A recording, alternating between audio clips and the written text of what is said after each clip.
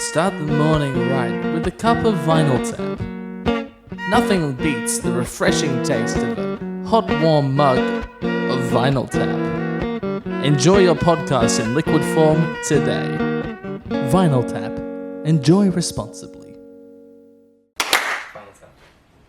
I'm Andrew. I'm Andrew. I'm Andrew. I'm also Andrew. Today we're looking at Disney's Extreme Skate Adventure. Yes, we Yes. are. No comment from the peanut gallery over here.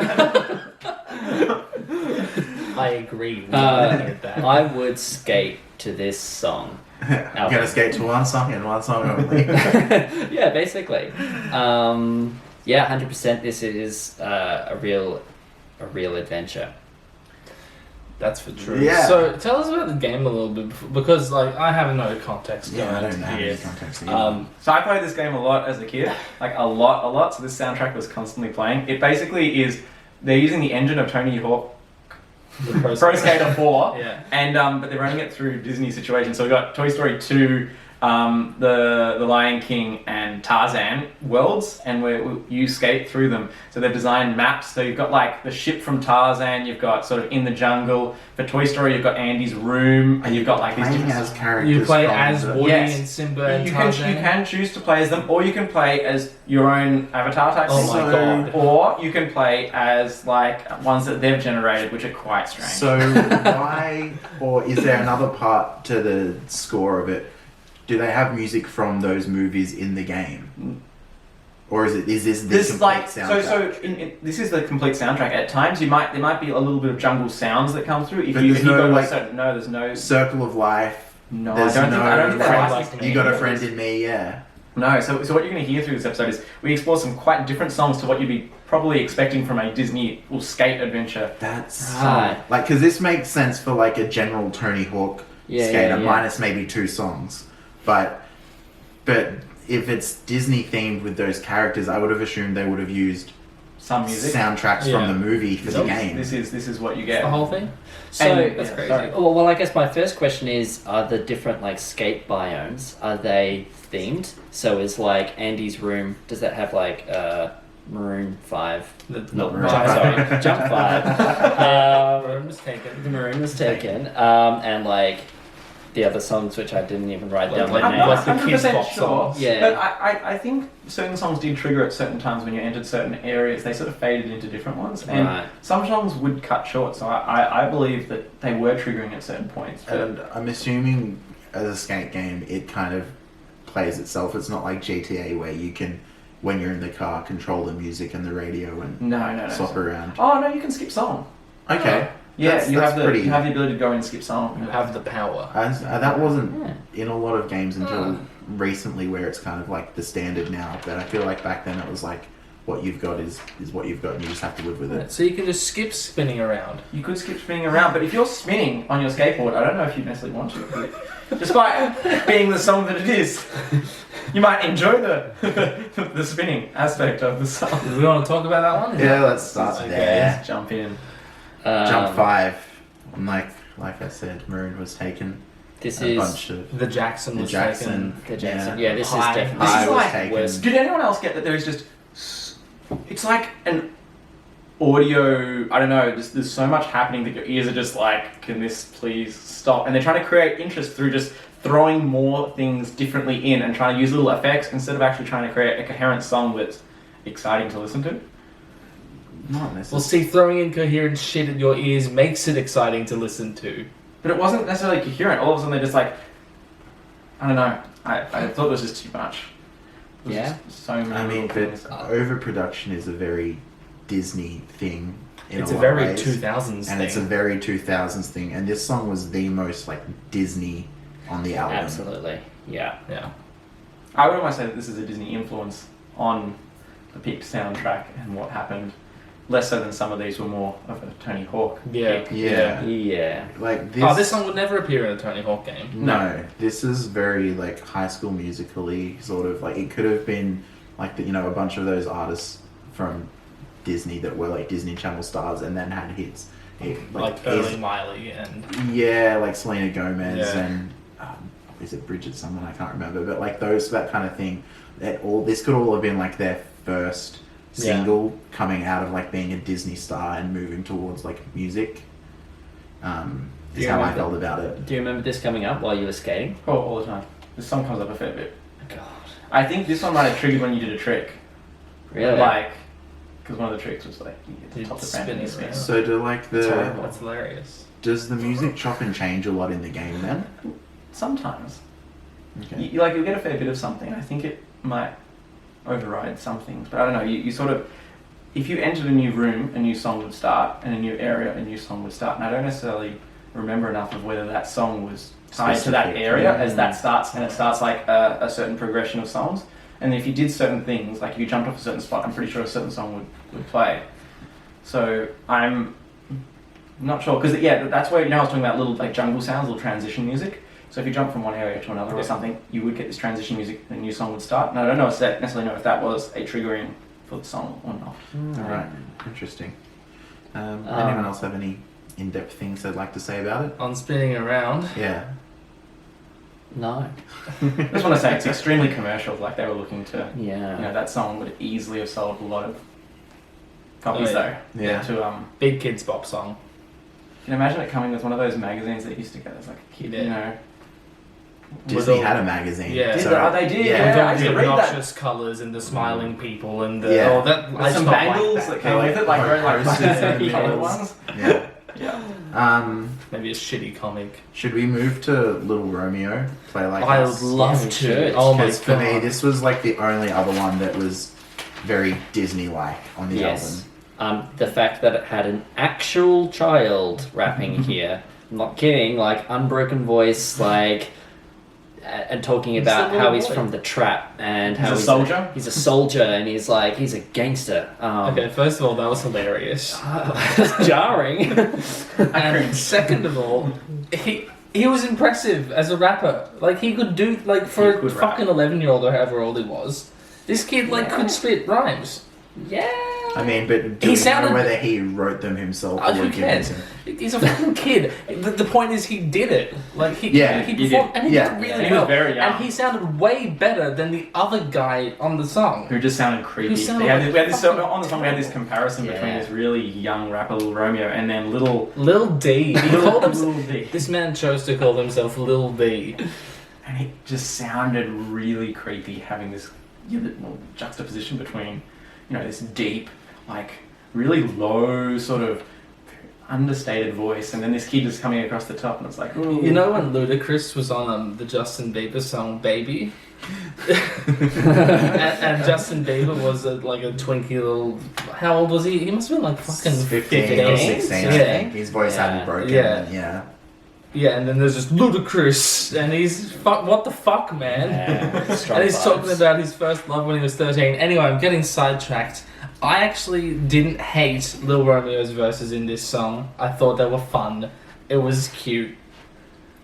Yeah, I And just then think it's Lil D. weird. It I was just fucking yes. it was okay, weird. in the context of you're playing this game that's sort of aimed at kids getting kids into Tony Hawk and stuff. And skating. It makes sense, but there were adults involved in the decision making of this song, and they were like, "Yeah, let's get this kid and make him rap as if he's he's I- a spinning all the trap." girls I at the agree. playground. I have another few problems with this. But first, I have a problem with PG rap, and I just think the whole idea of rap and having a PG Being version of it marketed to is kids. is weird and that kind of uncomfortable in the first place. The second is I don't think this song fits both. It fits Disney in that sense, but it doesn't fit a skate game. We're doesn't looking at fit the rest skate of genres it. and even Disney genres, and you've got a rap song in there. It's you're just trying to get some extra audience through having a rap song in there. I don't know what you're trying to appeal to.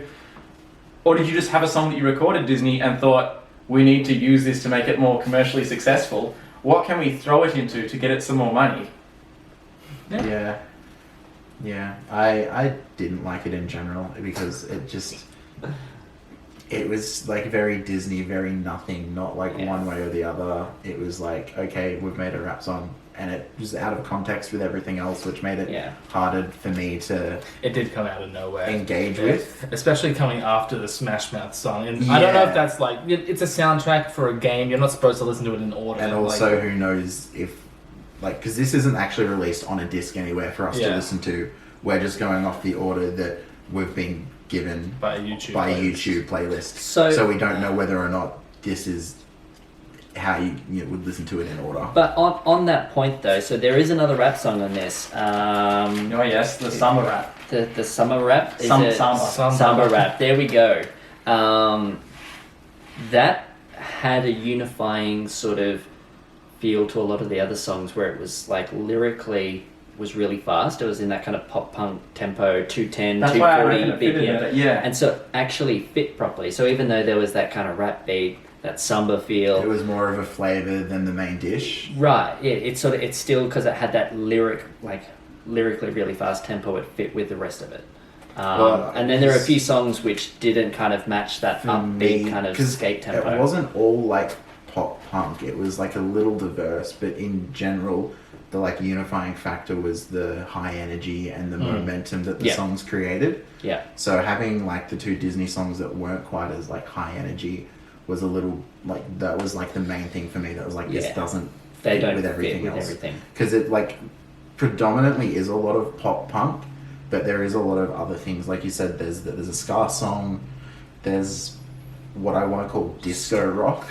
Disco rock? Yeah. Which is, I want to like transition into Smash Mouth, Pacific Coast Party. It's I loved half of this song, and it was the disco half. and it was and I hated the Smash Mouth half. Yeah, but like what a weird combo. It was like disco rock, and not just using a disco drum beat. Like they had other elements. Yeah, there was the string with the like sliding section. violin. The Bee Gees want their strings back. The chord progression as well was very disco. Look, it would have been great if not for the Smash Mouth guy. I forget his name. His like butt rock voice. Like, it's weird. It's so weird. It doesn't fit. Everything else is good if you're listening along, and I still like the song. I don't think, but I do it makes me feel a bit uncomfortable. Just listening, it's sort of like, you just sort of like, what? Why is it there? Also, I wasn't a fan of, they had like the rocky stabs to interrupt before going into the chorus or out of the chorus, and like interrupting the disco beat, which is like obviously a rock thing and not a disco thing, but it kind of interrupts that disco flow in my opinion. That's what disco is all about, man. Yeah. So I don't know, it was interesting. So it's a cool idea for a fusion, but they chose parts of rock that got in the way of the disco. Yeah, and then other times they chose stuff that worked really well. It was like good. It's and an bad. interesting song. Yeah. Any other like notable things people want to talk about across the album or with specific things? I have a thing about the general guitar sound, not just for this, but pop punk in general. Okay. Especially the more pop side of pop punk, where it's almost like this weird clean distortion, where you've either got your gain up and the distortion down, or the distortion up and the gain down. So it's like distorted, but you're cleaning it up, and it's kind of like a very middle road, not deciding I want to go here or there. And I get that it is a sound within itself, but personally I'm not a huge fan of it. And like the elements I like in pop punk are bands that generally decide on a guitar sound that's more like, it's like it's their sound. Yeah, and you know, pairing that with the drums, because obviously the drums are a big part for pop punk. But a lot of the ones on this had that very middle of the road, clean, distortion-y kind of sound, where it's like big and but sort it's, of it's not big like the, okay, so but this it's kind not of at the early same time. 2000s pop punk, I'm sorry Andrew, but it grates me. It really does. I'm okay with it. And it's exactly that sound of, I don't know what musically it is, maybe it's the wash of cymbals that's constantly going through, or that guitar tone, but it's like it's trying to be really big and grungy, and it's not there. And it's not in the lyrical content either, that kind of whiny sort of vocal The delivery tone. of the vocals that's not doing it. There's something in the instrumentation and the tone and maybe the mix that just creates this kind of empty. The one thing that gets to me is how like boring the drums tend to be in this genre. Like there's two things they do. I understand it can be exciting. These are good drummers. They know what they're doing, and they can play exciting things. But the way they're used in the songs is boring to me. These specific songs, or in general? In general, I guess. What sort of... And that really got to me in the ska song on the album by Real Big Fish, and that era of ska really does this to me. Like the drums just overdo it constantly. Really? Yes. I disagree completely. No, Actually, that was one of my favorite songs on this Yeah, it's good. whole compilation. That kind of energetic drum where it's just like smashing away. My favorite I- parts of that song were when the drums chilled out, I Right. and it felt very more much reggae. Like Is that agree the with Tim. yes. Those offbeat horn hits are fucking great, oh, like they're that. amazing. Yeah. That's my That's favorite part of peak the ska. song. Is just I that. agree with you though. The thing that takes what could be a really good pop punk band or song and like ruins it for me is like, or just music in general, just drummers overplaying their hand. And it's cool that they're technically proficient and really good drummers, but knowing where you need to sit within a song is really important. And that's what I think, especially in pop punk, because drums are like more of a main instrument. They are like more front and center in that genre than they are in other genres. Like if they're overstepping a boundary and just filling too much in, and like, Do you just mean kind of is detracts. it yeah? So is it the drum fills that you're talking about, Not necessarily the or is it just like fills. the beat A really itself heavy, is too fast full? beat that just like doesn't calm down. It's like, get out of the way. There's other stuff going on. Really? Yeah, No, and but like that's the whole sometimes, point of no, like, but sometimes that can be Yeah, good sure. and used for effect. But if it's just that Constant, constantly, just the whole- barraging your ears. Like, Yeah. I understand that that's a lot of what punk is about, but this isn't punk. It's pop punk, and the rest of the genre isn't designed around that. right. That's I still Yeah. enjoy that. I I love Andrew's like, sitting over fuck- there being Like, attacked. I really enjoyed the Simple Plan and the Allister songs, like, Oh, the Simple and Plan, like, grow up. Bowling for Soup, sure, and you know, I don't have a problem with pop punk. I'm just telling you. No, I get what you're saying, and I kind of agree. It's relentless drumming. It's there. It's quite Yeah. overpowering. It's overbearing. Does it need to do what it does? Probably not. I mean, But then that's what it does. there are, like I was saying before, bands that are kind of pop punk but a bit more metalcore, like Amity, Northlane, and Day to Remember. The reason that I like them more, not that I dislike this, but the reason that I gravitate towards them more when I listen is because I really like the drums in those bands. Okay. And so harmonically, it doesn't bother me one way or the other, but it's more palatable for me because of, the drummers are technically proficient, but they're not in your face 24/7. Not that these are all the time, but So with these songs, like, if you peel back the drums, wouldn't you lose a lot of the energy of the song? Like not necessarily. necessarily. Like there's a way to do drums with energy without just, it has to be a note, like it doesn't So- have to be. like If we change focus Yeah. to ska, then Yeah. in the Real Big Fish song on this album, the bass is very energetic and very driving, and I feel like the drums kind of blocked it out.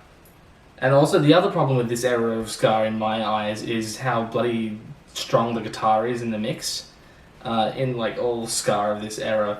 And that really drives me nuts because there's so much cool brass stuff going on, and that should be like your defining feature. And your singer spitting out words and just these cool stabs. And why drown the sound in guitar? I don't disagree. It's amazing. I didn't necessarily. I don't know. I'm a brass player, and my ears automatically go to that. So maybe I didn't notice it as much as what you were noticing. It was pretty good in this song. I'm talking more like. Sorry, I've gone completely off Okay, base and sorry. started talking about Streetlight Manifesto. Oh, okay. I don't know. Again, I sort of maybe. So I would agree with Andrew. Like this song, they didn't really get too lost in the mix. I really loved how the drums paired with the bass. I thought that those worked together really, really well.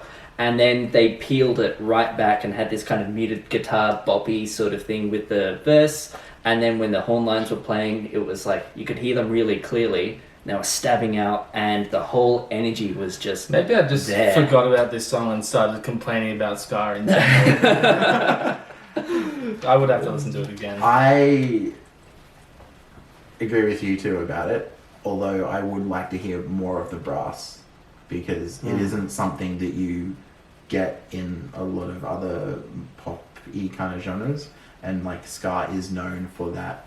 Having a horn brass. section. Yeah, having a horn section, and like the two bands that I really like that kind of fit there, like Cat Empire and Fat Freddy's Drop. Like the reason that I love them is because of their like feature and the prominence of the horn sections. Right. Yeah, if you look at them in the mix, they're massive. Yeah. It's like centered around pretty much Yes. either vocal melody or horn. And So horn it's melody. it's vocal, Okay. horns, and rhythm sections. Yes. Yeah, looking at it that way, okay. Yes, I agree. But for this one, in the situation that we were listening to it and the way that it was written, I don't know if we had that much more horns, whether it would then become... Out of place on the Yeah. album. Yeah. Yeah, Oh, that's yeah. fair enough. And out of place in the way it sort of... that song goes. You know, it's still... I don't know. It has everything as the focus, that song. I kind of Yeah. like it. That's what I felt anyway. Yeah. But I agree. Like Cat Empire and that, and Fat Freddy's Drop. It is, isn't it? That's the name. Yeah, Fat Freddy's Drop. Yeah, they do massively. Yeah, actually thinking about it now, the brass there is heavy, and it's there. It's in every huge, song, and it's just yeah. Yeah. it is always a point of interest, isn't it? Yeah. So, okay, it's a Disney game. It's obviously aimed towards kids. Trust Company's Downfall. Oh my god. Really, really heavy. Like Massively for- heavy. It's Linkin Park for kids. I was gonna Is say it for kids? Marilyn Manson. I for thought it kids. was. Yeah. Yeah, that's No, what that's absolutely. the kind of like tone. I was and getting sound that Marilyn I Man- got and from Yeah, I is it. was- it for kids? I was like, what is this doing in The this? raspy voice and Right. the I Screaming. pictured this being in like the fire section of the map, or like you're skating through. Maybe Well, like, this is I the know, one he- when you're on the ship, when you're on Tarzan's, on the ship they're about to take them away from. Sure. You're under in the cages of the ship. Right. Maybe it plays there. Maybe it plays I gotta there replay because- the game. absolute, like it was so heavy and dark, and I couldn't imagine sort of. For me, it didn't have the energy. Like it was a slower song. Like it was heavier, but the energy wasn't as intense. Like it was kind of.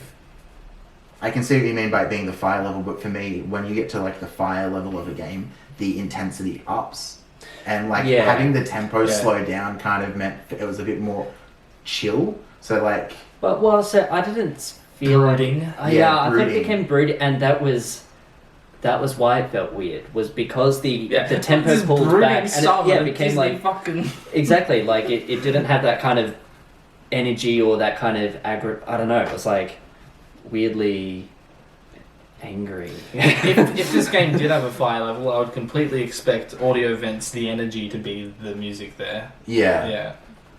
Basically. Because that's, well, it's got Right, energy. yes. Yeah. but it's heavier as Yeah. well. What was it I like think that was hearing actually that? my favourite song. Can you remember Really? either of their Yeah. songs being? Nickelback, but punk pop. Yeah. Right. Yeah, I loved it. Anyone else have any overall thoughts to finish it out? What did we say before? Tony's Skatehawk Pro. Okay, well, if do you reckon today's Disney would let, say, you know, we can take it from pop punk, 'cause pop punk was sort of the flavour of the day. In today's society, if they made a... Mumble rap. Yeah, what would they use? That'd be What would they... SoundCloud rappers. But would they let this kind of music come onto a Disney game? Would they allow this? Well, I don't think pop punk is the flavour. I think it is No, it's stuff over. like Post Malone or Drake or Would, SoundCloud would Disney rappers. use that though? The things at the same level If that it was today. a skating game or something that...